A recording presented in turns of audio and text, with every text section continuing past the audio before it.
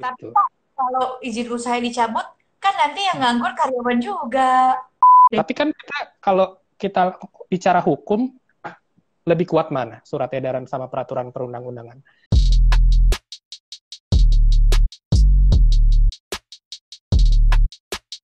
Jumpa lagi di acara Pak Pengacara. Di episode kali ini saya tidak sendiri karena kita ada di segmen Sobat Hukum. Segmen Sobat Hukum adalah suatu segmen di mana saya kedatangan tamu untuk berdiskusi mengenai masalah hukum. Dan Sobat Hukum kita kali ini adalah CEO dan Founders Kontrak Hukum, di mana saya diajak untuk berdiskusi mengenai THR di masa pandemik.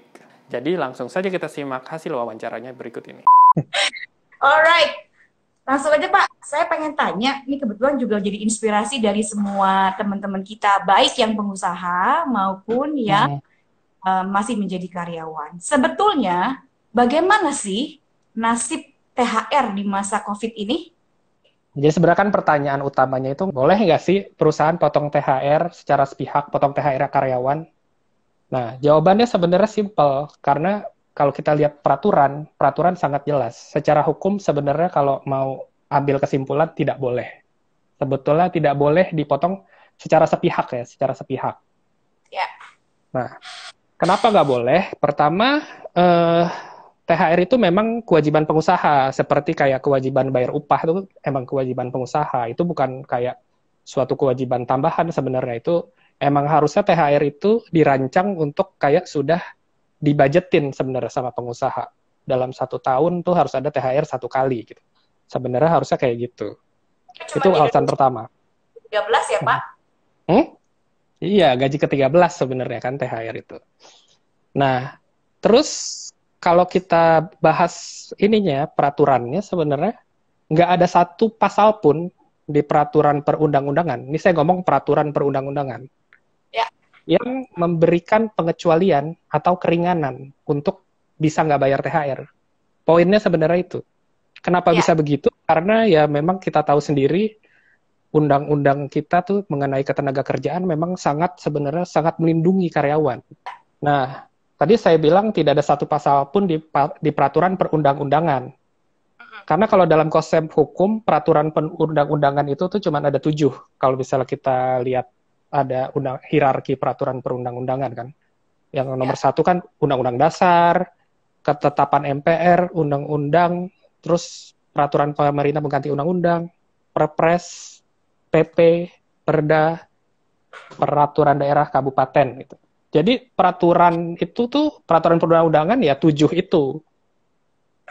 Jadi di dalam hal ini THR yaitu PP nomor 78 2015 tentang pengupahan sama peraturan Kementerian Tenaga Kerja nomor 6 tahun 2016. Sebenarnya 2 itu yang dijadikan acuan untuk THR. Dan di Ya. dalam 2 peraturan itu tidak ada pengecualian apapun sebenarnya untuk keringanan untuk nggak bayar THR gitu. Ya. Jadi pada intinya tidak boleh Hmm. dong dilakukan pemotongan karena Hmm. dari hierarki peraturan perundang-undangan yang ada di Indonesia yang mana Hmm. lebih pro kepada pekerjanya atau perlindungan maksimal terhadap pekerja Hmm. itu tidak diberikan celah sedikit pun bagi Hmm. pengusaha untuk tidak membayar THR. Betul, Nah, betul. bagaimana dengan kalau kondisinya kita sekarang katakan force Hmm. major karena Hmm. sedang Hmm. wabah COVID dan Hmm. nyata-nyata memang kondisi perekonomian dari perusahaan itu tidak baik. Betul. Mana hukum melihatnya? Oke. Nah, ini menariknya di sini. Tadi kan saya bilang peraturan perundang-undangan itu yang tadi itu ya, yang 7 itu. Nah, namun eh, walaupun secara hukum, secara teori hukum tuh tidak ada peraturan yang bisa memberikan keringanan untuk membayar THR, tetapi pemerintah kan juga nggak bisa dong kayak seakan-akan menutup mata bahwa pengusaha ini lagi kesusahan. Karena Ya, pemerintah kan juga pengen ekonomi maju. Gimana caranya kalau dia nggak mampu bayar gimana? Gitu kan. Nah, oleh karena itu sebenarnya kita bisa mengacu ke surat edaran Kementerian Tenaga Kerja. yang terbaru Jadi, 6 ya Pak 2020. nah ini ada 2 sebenarnya. Jadi ada yang tahun 2004 sama ada yang tahun 2020. Nah, yang Oke, tahun 2020 itu yang terbaru dan spesifik khusus untuk pandemi COVID. Gitu. got it. Di mana surat edaran yang lama itu gue jelasin itu tentang pencegahan pemutusan hubungan kerja massal. Jadi intinya Dinas Tenaga Kerja atau Kementerian Tenaga Kerja itu memberikan celah Ya. untuk para pengusaha untuk bisa bersepakat. Bersepakat dalam rangka apa? Dalam rangka mencegah PHK massal. Karena kalau misalnya pengusaha memang sudah tidak mampu, PHK itu kan prinsipnya di Undang-Undang Tenaga Kerja adalah jalan keluar terakhir. Nah, jadi kalau memang dia sudah tidak mampu, dia boleh melakukan hal-hal yang ternyata tidak diatur di peraturan perundang-undangan. Disebutkan di surat edaran itu. Ada macam-macam kayak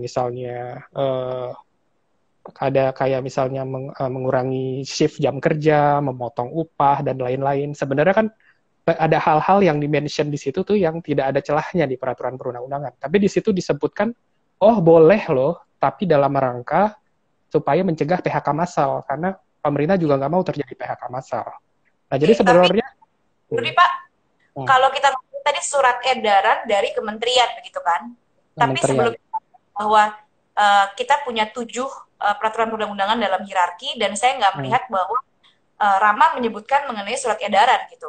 Betul. Jadi sebetulnya merupakan acuan yang betul-betul sahih secara hukum, atau ya, namanya surat edaran loh, biasa secara internal juga kita suka bikin memo gitu. Betul. Dan juga dari edaran Menaker yang terakhir 6 Mei 2020 itu ditujukannya kepada gubernur di seluruh Indonesia gitu. Jadi seperti surat menyurat saja dari kementerian lembaga kepada daerahnya gitu. Jadi sebetulnya bisa jadi acuan atau tidak ya? Nah, menariknya itu di sini juga. Inilah menariknya hukum. Ilmu hukum tuh antara teori dan praktek itu menarik karena ada hal-hal seperti ini sebenarnya. Karena secara teori kan memang kita udah tahu ya, tidak ada celah sebenarnya. Ya. Terus tiba-tiba ada surat edaran yang bilang seakan-akan dia memberi celah. Tapi memberi celahnya pun bukan seakan-akan, oh boleh tidak membayar atau gimana, cuman harus bersepakat dulu, which is celahnya itu pun perlu kesepakatan, itu yang paling penting. Jadi walaupun ada celah, tapi celahnya itu perlu kesepakatan. Nah, tapi yang tadi Rika bilang itu betul. Ini kan surat edaran. Surat edaran itu apakah bisa dijadikan sebagai acuan? Karena surat edaran itu kan hanyalah kayak surat menyurat dari satu instansi ke instansi yang lain, dan biasanya untuk keperluan internal. Apakah dia mengikat kepada pihak ketiga, kepada halayak luas, sehingga ini bisa dijadikan acuan hukum gitu. Nah, menariknya itu adalah surat edaran tidak termasuk peraturan perundang-undangan, namun kalau kita perhatikan, surat edaran itu pernah digunakan untuk pertimbangan hukum oleh hakim di dalam memutuskan perkara pengadilan, yang mana akhirnya putusan perkara pengadilannya pun menjadi jurisprudensi. Jadi sesuatu yang harusnya tidak bisa dijadikan dasar hukum, dijadikan pertimbangan sama hakim di pengadilan. Gitu. Dan itu jadi jurisprudensi. Dan kita tahu sendiri jurisprudensi itu bisa jadi dasar hukum. Ya kan? Jadi begitu jurisprudensi itu bisa jadi sumber hukum juga. Nah, oleh karena itu, walaupun dalam teori tidak bisa ini dianggap sebagai suatu sumber hukum atau peraturan perundang-undangan, tapi dalam praktiknya ternyata bisa saja dilakukan gitu. Dan inilah yang dilakukan oleh pemerintah. Jadi pemerintah seakan-akan nggak mau kasih celah ke pengusaha. Oh, secara teori lo tetap nggak bisa nggak bayar THR. Tapi di sisi lain mereka juga nggak bisa kayak meniadakan kepentingan perusahaan sama sekali. Makanya ya udah deh surat edaran aja keluarin gitu. At least itu kayak memberikan suatu comfort lah untuk pemerintah. Karena kan nanti at the end of the day dalam prakteknya pemerintah nantilah yang akan mengawal proses ini semua gitu, di Snaker dan lain-lain gitu. Oke, kalau begitu kita dapat simpulkan bahwa sebetulnya secara peraturan perundang-undangan tidak diberikan celah kepada pengusaha untuk tidak membayar THR, akan tetapi ada sumber peraturan lain yang pernah menjadi jurisprudensi, yaitu surat edaran dari kementerian yang memungkinkan ketika ekonomi buruk atau seperti ini masa pandemi itu dilakukan diskusi atau kesepakatan di antara bekerja maupun pekerja untuk membicarakan mengenai THR-nya ini. Begitu ya, Betul, Mas? betul. Dan poin yang paling penting itu adalah bagian kesepakatannya memang. Jadi Baik. banyak orang tuh salah paham seakan-akan surat edaran ini membolehkan pengusaha untuk mencicil atau untuk menunda. Jadi saya lihat juga di beberapa judul-judul berita kayak surat edaran ini keluar terus kayak pengusaha senang, terus ditolak tapi oleh buruh, buruh nggak suka. Padahal sebenarnya buruh itu terlindungi karena harus sepakat dulu. Kalau nggak sepakat, ya nggak bisa dicicil. Sebenarnya itu. Nah, berarti kalau tadi Rama menyinggung mengenai Hmm. berita-berita yang beredar, terutama Hmm. sudah di media swasta nasional gitu, mengatakan Hmm. bahwa terjadi pemotongan jumlah THR ataupun Hmm. bahkan pembayaran yang ditunda, Hmm. itu kita harus lihat dulu apakah terjadi kesepakatan dalam keputusan tersebut ya. Betul. Ketika sepihak dan tidak ada misalnya karyawan yang diajak bicara Hmm. atau wakil dari karyawan atau mungkin juga ada serikat buruhnya yang diajak bicara, Betul, maka betul. hal tersebut menjadi tidak memenuhi klausul yang ada pada surat edaran Menaker ya. Betul. Nah, perlu Oke, saya tambahkan sedikit. ya. Jadi di surat edaran yang tahun 2020 tersebut, dia tuh Mhm. ada prosedurnya gimana cara melakukan kesepakatan ini. Ya. Jadi dia bilang harus transparan. Jadi harus transparan, harus membuka bahkan sampai membuka laporan keuangan perusahaan untuk Hmm. kayak istilahnya dipresentasikan lah ke para karyawannya gitu. Nah, setelah dikasih tahu kan dibuka nih, wah kalau misalnya bayar THR bisa-bisa tutup nih perusahaan kan sadar kan karyawan. Nah, disitulah diambil kesepakatan. Nah, hasil kesepakatannya pun tetap harus dilaporin ke Disnaker. Jadi, bukan cuma kesepakatan aja, terus tanda tangan, Disnaker nggak tahu, nggak boleh, harus dilaporin ke Disnaker. Menurut surat edarannya gitu. Jadi, dari sini aja udah kelihatan banget kan, sebenarnya surat edaran ini melindungi banget, melindungi. Hmm. Udah harus transparan, harus lapor ke Disnaker. Dan Got it. yang paling penting juga, kalau misalnya sebenarnya di peraturan kan bilang kalau kita nggak bayar THR, perusahaan itu harus bisa didenda 5%. Nah, ini Hmm. pun kalau misalnya ditunda dengan surat edaran ini, denda 5%-nya tuh tetap harus dibayar. Cuman Hmm. bisa dibayarnya nanti kayak kalau misalnya dicicil ataupun misalnya ditunda, ya waktu pembayarannya bisa disepakati lagi, nggak harus sekarang. Cuman tetap harus dibayar. Dan itu harus tahun 2020 dibayar THR-nya. Jadi walaupun ditunda, ya maksimal akhir Desember 2020 itu. Begitu. Oke. Kalau misalnya nih Pak, kasih contoh siapa ya? Kebetulan Hmm. saya pengusaha. Yeah. Wih. Ada satu karyawan, kemudian sepakat untuk dicicil, let's say 5 kali deh, saking gaji Hmm. dia gede banget gitu kan, gaji dia gede banget, Oke. jadi kurang mampu, terus dia harus 5 kali. Ternyata di 3 bulan berjalan, si karyawan tersebut PHK, either PHK karena dia mengundurkan diri, atau PHK karena perusahaan yang memutuskan PHK-nya. Nah, tunggakannya itu akan tetap dibayar di bulan-bulan berikutnya atau seperti apa? Oke, jadi udah ada kesepakatan penunda bayar THR nih ceritanya gitu ya.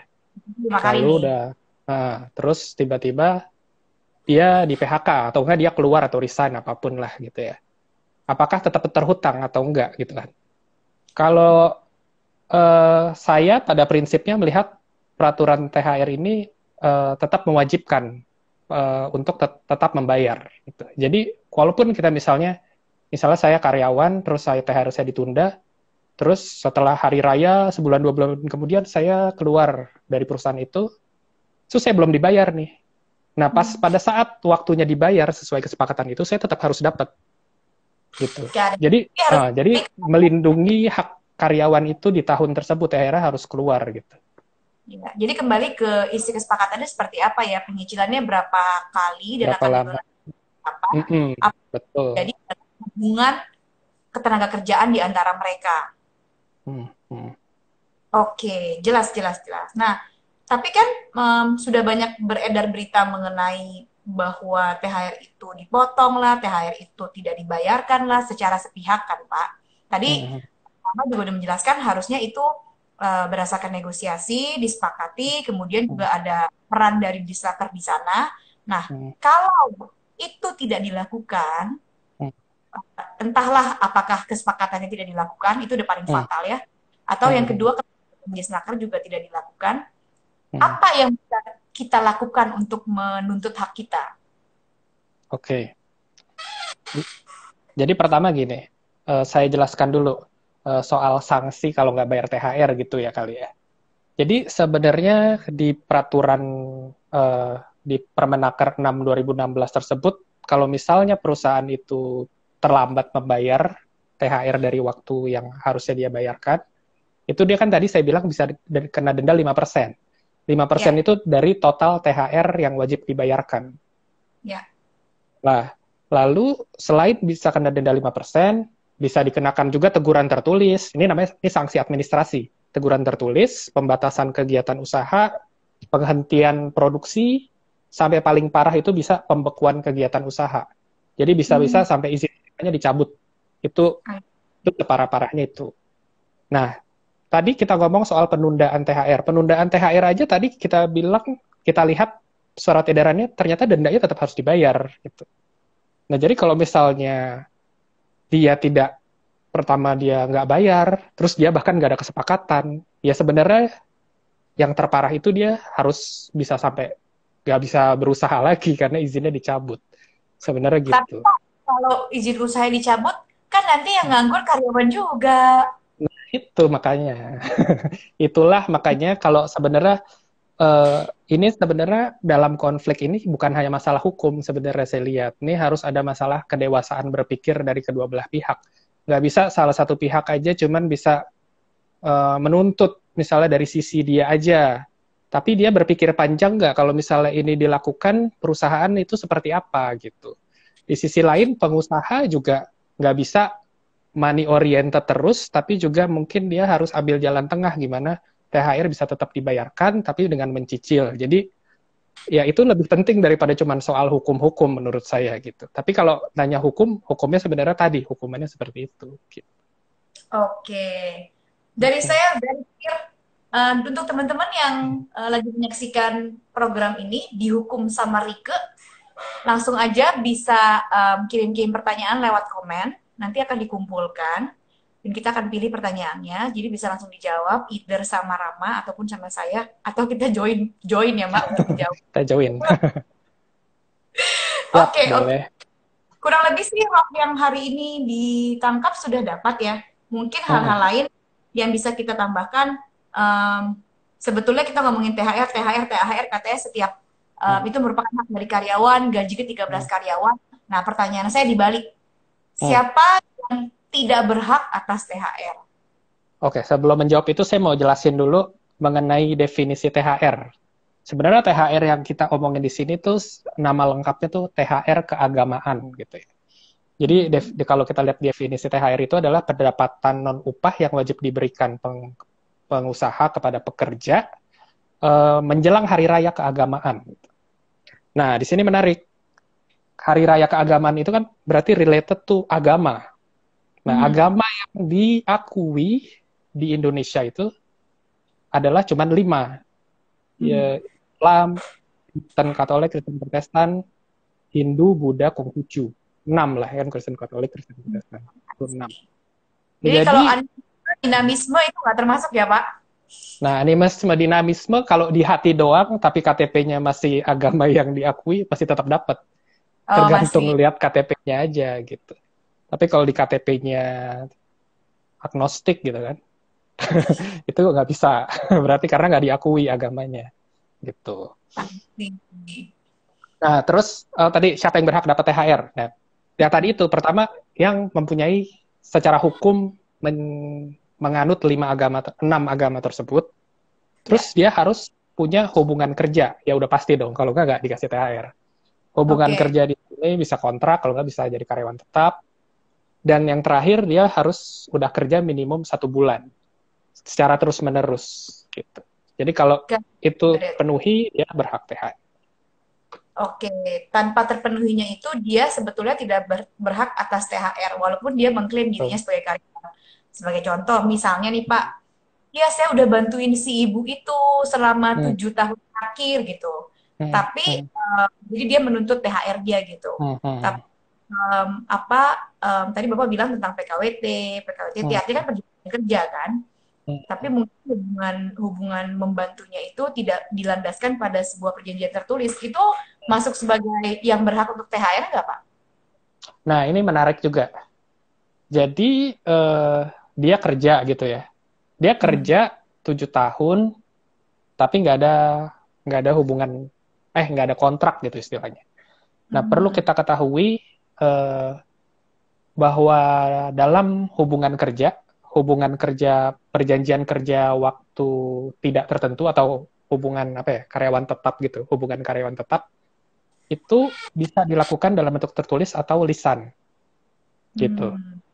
Jadi kan ada aturannya kalau misalnya kita eh, apa ya eh, bekerja sama orang, terus dia nggak ngangkat-ngangkat kita, tapi kita dapat gaji terus dari dia, terus kita dapat perintah terus dari dia. Pokoknya unsur-unsur hubungan kerja itu ada di situ. Itu sebenarnya agak agak apa ya? Agak ada celah untuk bisa dibilang itu ada hubungan kerja di situ, walaupun nggak ada ikatan kontrak, selama bisa dibuktikan.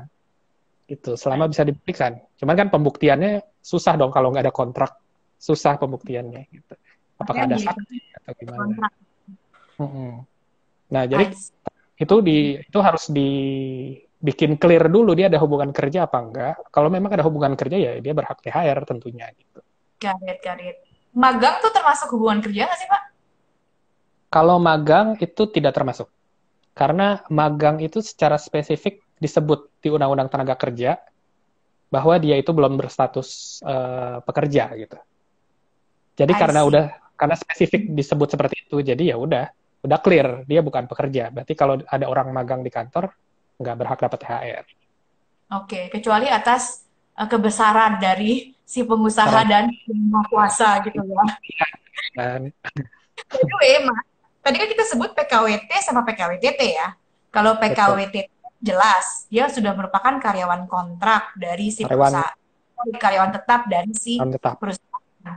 Tapi yang PKWT ini buat saya jadi ambigu nih, karena Hmm. pekerja freelance pun Hmm. itu dianggap atau diklasifikasikan juga sebagai PKWT.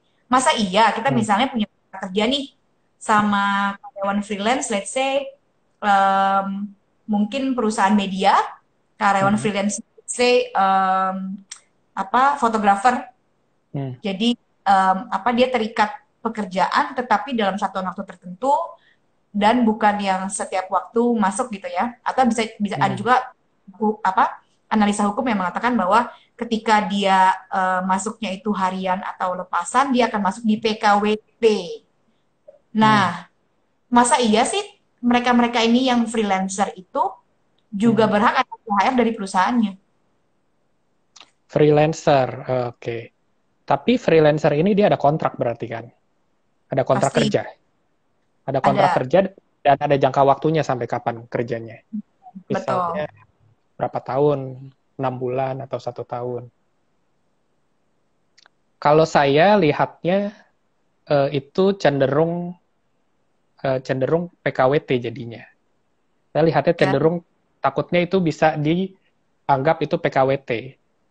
Karena PKWT itu kan yang penting ada kontrak, ada jangka waktu, terus ya kontrak terus dibayar, sebenarnya itu udah ada hubungan kerja gitu di situ. Sebenarnya paling aman ya kalau misalnya mau yang freelance gitu, ya magang gitu.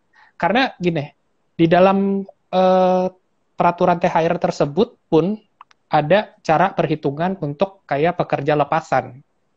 Hmm. Jadi kan kalau yang pekerjanya bulanan itu kan ada yang cuman pokoknya 1 bulan upah dia kalau udah kerja secara setahun dia dapat berhak 1 bulan.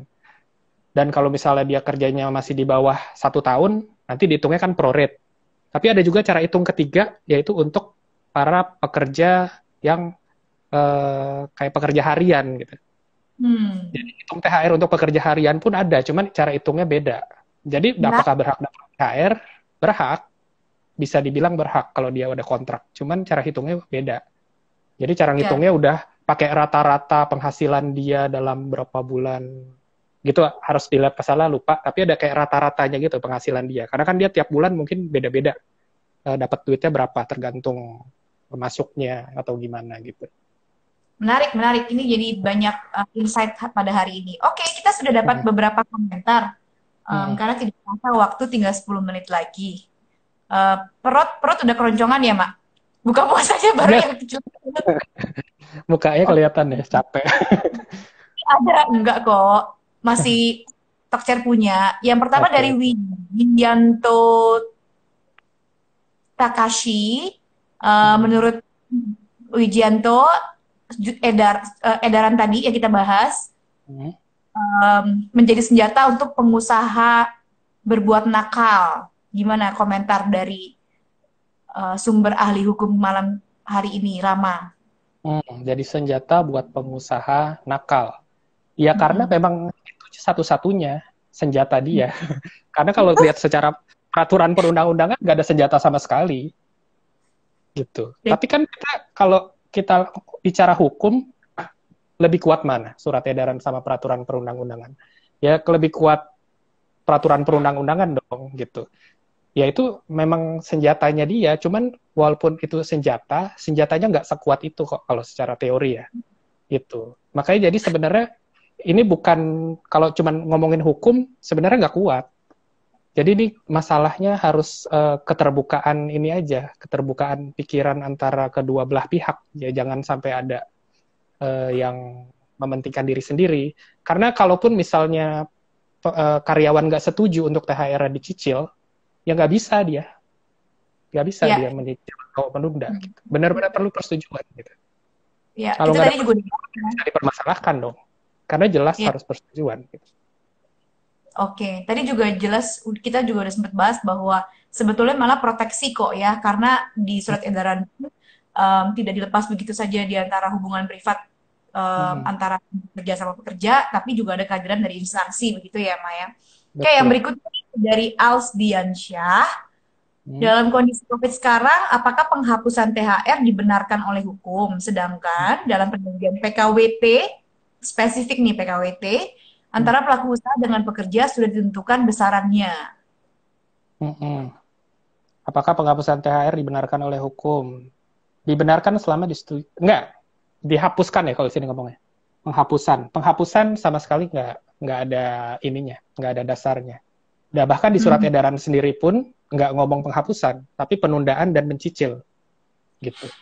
Jadi oke. kalau jadi kalau sampai dihapus itu pertama di peraturan perundang-undangan udah melanggar, di surat edaran pun juga tidak diberikan suatu senjata, ya udah bisa dikenakan denda dan sanksi yang tadi dibilang itu gitu. Ya, Tinggal oke. dilaporkan aja ke Disnaker gitu. Oke, tapi seperti apa sih proses pelaporan di Disnaker, mah kalau boleh diceritakan? Mungkin kayak memakan Oke. berapa lama, Hmm, hmm, tahapannya akan hmm, seperti apa, risiko apa hmm, yang harus hmm. dihadapi gitu. Hmm. Eh, Kalau pelaporan ke Disnaker, gue di kantor yang dulu sama yang sekarang sebenarnya juga pernah beberapa kali tuh urusannya ke Disnaker terus. Hmm. Disnaker itu intinya sih kalau kita lapor tuh kayak misalnya kita karyawan nih, terus kita ada masalah, datang ya tinggal benar-benar datang aja, minta ketemu sama, tapi datangnya ke Disnaker yang sesuai dengan domisili PT-nya sebaiknya. Jadi misalnya Oh, Jakarta Selatan gitu kan, Disnaker yang Jakarta Selatan, kita datang ke sana, ya terus kita ya kayak biasa aja sebenarnya, pengaduan biasa aja, nama saya hmm. siapa, terus masalahnya apa, tapi sebaiknya udah disiapkan dulu kayak data-datanya, kayak perjanjiannya begini, dalam prakteknya begini, ya. Nanti biasanya di Snaker eh, menga- akan melakukan mediasi, jadi akan diundang pihak pihak perusahaannya untuk istilahnya untuk bersepakat lah. Nanti ada mediatornya yang ditunjuk sama di Snaker. Nanti dari hasil mediasi tersebut akan dikasih suatu rekomendasi dari Disnaker. Rekomendasi itu either memenangkan kita atau memenangkan perusahaan. Tapi either way, kalaupun kita tidak dimenangkan, misalnya karyawan ya, tetap bisa lanjut ke pengadilan sebenarnya gitu. Tapi kalau misalnya perusahaan kalau udah sampai dilaporin ke Disnaker pasti akan perhatiin kok gitu. Perusahaan tapi mau izinnya dicabut juga, dikasih denda dan lain-lain gitu. Itu menyangkut ke itu mereka juga. proses dari proses kita bikin laporan, terus ke mediasi, sampai akhirnya harus ke pengadilan itu makan waktu berapa lama? Bayangan gitu ya, maksudnya gampang orang ngomong ya tinggal lapor aja gitu, tapi kan lapor nggak cuma LAPOR gitu, lapor nggak ada bukti juga repot, lapor nunggu lagi jawabannya entah kapan, sementara nasib saya masih digantung gitu kan, gimana ya kan ya. Kalau pengalaman saya sih mungkin sekitar berapa ya, 3 bulan lah kurang lebih bisa, itu untuk proses mediasinya, karena mediasi itu harus tergantung mediatornya kan, nanti mediatornya minta dokumen ini dari pihak ini ngomong ini, minta dokumen ini, jadi kayak bolak-balik, jadi mungkin kayak harus beberapa kali ketemu bolak-balik ke Disnaker tersebut gitu untuk mencapai kesepakatan. Kurang lebih 3 bulan, bisa lebih, bisa juga kurang. Waduh, waktunya udah mau, jadi saya harus milih-milih nih pertanyaannya. Oke. Nah, ini aja deh nih, dari Setio Hendrawan. Pertanyaannya adalah, mungkin nggak tahu ya, apakah ini merupakan kompetensi dari kita untuk menjawab, karena mengenai relaksasi PPh 21, apakah THR itu termasuk dalam relaksasi PPh 21? Oh, ini udah masalah pajak ya? Masalah pajak. Ya. Oh ya, buat teman-teman semua sekalian juga menjadi insight bahwa kita yang bekerja di dunia hukum itu sebetulnya akan melampaui kewenangan kalau kami berkomentar terhadap hal-hal yang sudah merupakan keahlian dari profesi lain, dalam hal ini pajak misalnya gitu ya. Tapi untuk informasi aja buat yang bertanya, karena kebetulan saya pengusaha dan baru aja ngitung-ngitung sama dengan teman-teman startup founders yang lain, tidak masuk di dalam relaksasi. Itu cukup firm, sudah dibuat analisisnya. Oke, kayaknya sudah cukup ya untuk malam ini. Terima kasih banget kepada narasumber kita, Mr. Gas Rama Pak pengacara, founder kita. Mungkin mau ada message kah? Tentunya semua yang nonton pada malam hari ini, dan tadi ada juga ya di bagian bawah yang ngasih tahu bahwa menarik banget nih, good insight gitu-gitu. Siap, terima kasih. Thank you banget buat apresiasinya atas acara kita malam hari ini, Dihukum sama Rike. Nah, untuk teman-teman semua bisa juga simak YouTube series dari Pak pengacara kita, si Rama Mahendra. Judulnya Pak Pengacara, asik banget, bisa ditonton dan banyak insight. Kalau dari gue yang nonton, gue ngerasanya lo merangkum hukum yang rumit menjadi sangat sehari-hari gitu. Terima kasih juga Pak pengacara sudah kontribusi cukup banyak di konten hukum. Klien-klien kami selalu puas, rating 5 bintang. Oke, kalau gitu pamit dulu. Thank you semuanya. Bye. Bye.